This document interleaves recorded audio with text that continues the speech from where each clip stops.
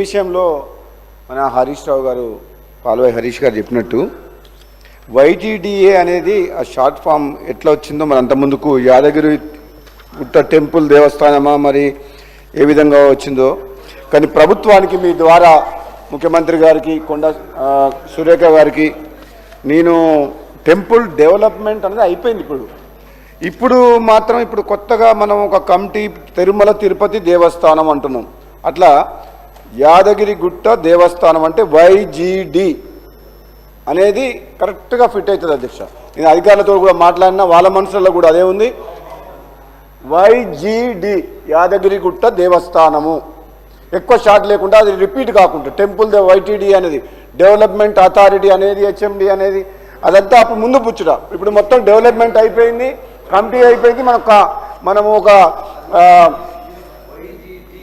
వైజీడి యాదగిరి గుట్ట దేవస్థానము.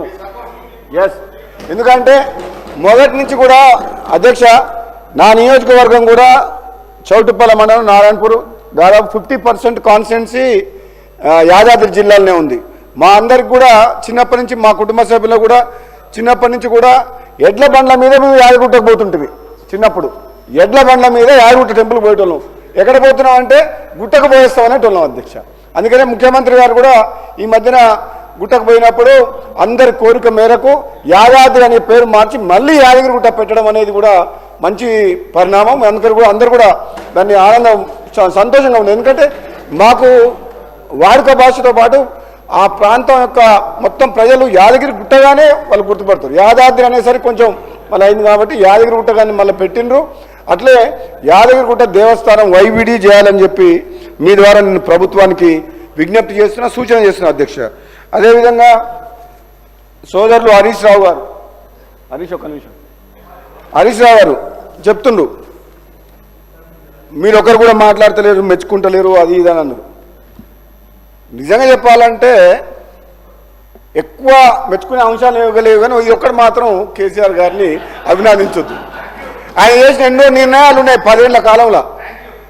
వేల కోట్లు లక్షల కోట్లు అప్పులు చేసినా ఏం చేసిండో ఏం తెలియదు, కానీ ప్రజాధనంతో ఏం ఖర్చు పెట్టినా గుడి కట్టినా ప్రాజెక్టు కట్టినా ప్రజాధనంతో కట్టిందే.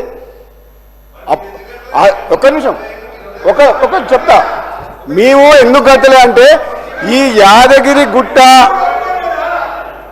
గుట్ట కట్టాలన్న ఆలోచన రావడం భగవంతుడు కేసీఆర్ కల్పించడం అభినందనీయం, చాలా మంచి పరిణామమే అది. కానీ ఆయనకి ఎప్పుడు వచ్చింది? ఉమ్మడి ఆంధ్రప్రదేశ్లో మనందరం తిరుపతికి ప్రముఖ పుణ్యక్షేత్రం. తెలంగాణ రాష్ట్రం ఏర్పడిన తర్వాత కాంగ్రెస్ పార్టీ హైదరాబాద్తో కూడా తెలంగాణ ఇచ్చిన తర్వాత ఈ తెలంగాణ రాష్ట్రంలో కూడా ఒక ప్రముఖ పుణ్యక్షేత్రం ఉంటే బాగుంటుందని తెలంగాణ రాష్ట్రం వచ్చిన తర్వాత వచ్చింది. కాబట్టి అది మీరు వచ్చిండ్రు, మీరు కట్టిండ్రు. ఒకవేళ మేము అధికారంలోకి వస్తే మేము కట్టేవాళ్ళం. దాంట్లో ఏముంది? అందులో మీరు ఇంట్లోకెళ్ళి తీసుకొచ్చేం కట్టలే. ఆ 2000 కోట్లు ప్రజాధనం ఖర్చు పెట్టి కట్టిండ్రు. కానీ కట్టడం గొప్ప విషయమే. కాకపోతే ఇది కూలిపోలే, మిగతా కూలిపోయినాయి, లక్షల కోట్లు పెట్టినాయి. ఆ దేవుడు తల్లిది కాబట్టి 2000 కోట్లు కట్టిండ్రు. మంచిదే. నేను చెప్తున్నా, ఇక్కడ విను. లేదు ఇక్కడ ఏనండి డిస్టర్బెన్స్. హరీష్ రావు గారు మనస్ఫూర్తిగా కేసీఆర్ గారిని కాంగ్రెస్ పార్టీ తరఫున ప్రభుత్వం తరఫున ఈ ఆలోచన చేసి ఈ గుడి పునర్నిర్మాణానికి మీరు ఇదంతా చేసినందుకు మేము అభినందిస్తున్నాం. దీంట్లో రాజకీయాలు ఏం లేవు. ఎందుకంటే మీరు కూడా మంచి పని చేస్తే దాన్ని కూడా అభినందించండి. పొద్దున్న లేస్తే ఫైటింగ్ మోడ్లోకి వచ్చి రోజు ఫైటింగ్ చేయకండి. ఎవరైనా థ్యాంక్ యూ. కానీ ఒకటి ఉన్నది అధ్యక్ష, ఇంకోటి, గుడి ప్రారంభోత్సవం ఇన్ని వేల కోట్లు ఖర్చు పెట్టి ఇంత పెద్ద ఎత్తున గుడి కట్టారు కదా. గుడి ప్రారంభోత్సవం మాత్రం ముఖ్యమంత్రి గారు వాళ్ళ పార్టీ ఎంపీలు మంత్రులు ఎమ్మెల్యేలు ఒక సైన్యంలాగా పోయి ప్రారంభోత్సవం చేసి, కానీ అప్పుడు నేను ఎమ్మెల్యేగా ఉన్న ప్రోటోకాల్ ప్రజాస్వామ్యం సొమ్ముతోటి కట్టిన గుడి మాకు ఇన్ఫర్మేషన్ కూడా లేదు. నేను ఎమ్మెల్యే నాకు లేదు.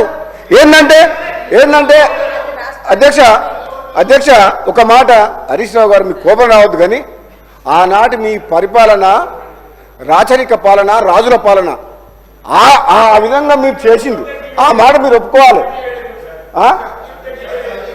ఆ విధంగా నేనేం బాధపడ్డా, అరే మా నియోజకవర్గం చిన్నప్పటి నుంచి గుడిపోయేది, నా మున్గోడు నియోజకవర్గం ఉన్న దాంట్లో కనీసం నాకు ఇన్విటేషన్ రాలేదు. అంత పెద్ద ఆ ప్రారంభోత్సవం కూడా అధ్యక్ష, ప్రారంభోత్సవం కూడా నాకు తెలిసినంత వరకు ఆ ప్రారంభోత్సవ కార్యక్రమానికి దేశవ్యాప్తంగా ఆధ్యాత్మికంగా ఎంతో మంది గురువులని, అవసరమైతే ప్రధానమంత్రి మొత్తం తీసుకొచ్చి చేయాల్సిన పని ఆ విధమైన గుడి. కానీ మరి ఎందుకు చేసిండో తొందర మళ్ళీ రావనుకున్నారో ఏమనుకున్నారో టక చేసేసిండ్రు. అది నేనే షాక్ అయినా, అంత పెద్ద గుడి కట్టిండ్రు, అది ఇట్లా చేసి ఇంత సింపుల్గా హడావుడిగా ఎందుకు చేసిండ్రు ఈ ప్రారంభోత్సవం? మేము అనుకున్నాం చిన్నజీఆర్ స్వామి గారిని పిలిచి పెద్ద ఎత్తున, అప్పుడేదో ఆయనతో కొంచెం భేదాభిప్రాయాలు మనస్పర్ధలు వచ్చి ఆయన పక్కన పెట్టేసిండ్రు. అరే అయిపోయింది కన్ఫ్యూజ్ అవుతాం మళ్ళీ.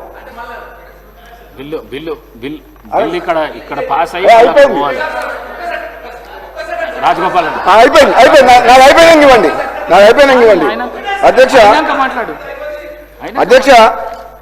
ఈ యాదగిరిగుట్ట పుణ్యక్షేత్రం రాబోయే రోజుల్లో హైదరాబాద్ నగరానికి మా సోదరుడు కుమ్మం అనిలరెడ్డి గారు శాసనసభ్యులు చెప్పిండ్రు, ఐలయ్య గారు చెప్పిండ్రు, ఇది ఎంతోమంది త్యాగాల పునాదుల మీద నిర్మాణం. ఎంతమంది అంటే నాకు తెలుసు, ఐలయ్య గారు నేను కలిసి పోయినాము, ఎంతమంది పేదలు వాళ్ళ పొట్టగా చిన్న షాపులు, పెద్ద రోడ్లు వెడల్పు చేస్తుడు, ఇండ్లు షాపులు, వేల మంది నిర్వాసితులు అయిపోయినారు. ఈ మాట మనం అందరం ఒప్పుకోవాలి. వేల ఎకరాలు మనం టేక్ ఓవర్ చేసినాం, తక్కువ రేట్లకు తీసుకొని ప్రభుత్వం, కానీ బ్రహ్మాండంగా చేసినాం. కానీ దాంట్లో ఎంతోమంది అదైంది, ఆ బాధ ఉన్నది. కానీ ఇప్పటికి కూడా రాబోయే రోజుల్లో కూడా నష్టపోయిన ప్రజలకు ఏ విధంగా ఆదుకోవాలి, అదేవిధంగా పుణ్యక్షేత్రం టూరిజం స్పాట్గా డెవలప్ చేస్తే రేపు ఫ్యూచర్లో నాకు తెలిసి దాదాపు హరీష్ రావు గారు 1,00,000 మంది వచ్చే అవకాశం ఉంది. హైదరాబాద్ నుంచి మెట్రో కూడా డైరెక్ట్ గుట్టకేసినా మనకు ప్రాఫిటబుల్ ఉంటుంది line. Metro train separate line కూడా గుట్టకేసిన, ఎందుకంటే ఎక్కడో లేదు, హైదరాబాద్ నానుకొని ఉంది, త్రిపులార్ నానుకొని ఉంటుంది. కాబట్టి ఈ గుట్టని కూడా ప్రభుత్వం అన్ని విధాలుగా ఒక టూరిజం స్పాట్ లాగా, ఒక మంచి ఆధ్యాత్మిక కేంద్రంగా డెవలప్ చేయాలని చెప్పి మీ ద్వారా ప్రభుత్వాన్ని కోరుకుంటున్నాను. Thank you. 1 minute. సార్ తమ ద్వారా ఒక 2 విషయాలు అర్థం కావాలని చెప్తున్నాను.